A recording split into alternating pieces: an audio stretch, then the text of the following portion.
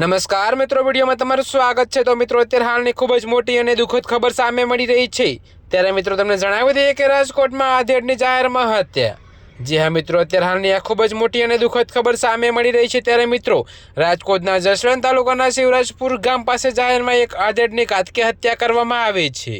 તો મિત્રો, શિવરાજપુર ચોકડી નજીક 10થી વધુ અજાણ્યા શખ્સોએ પાઇપ, લાકડી અને છરી જેવા તીક્ષ્ણ હથિયારો વડે હુમલો કર્યો હતો।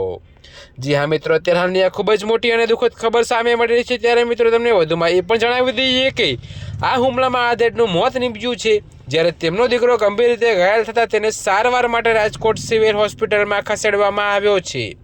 તો મિત્રો, આ સમગ્ર ઘટના સીસીટીવી કેમેરામાં કેદ થઈ ગઈ છે।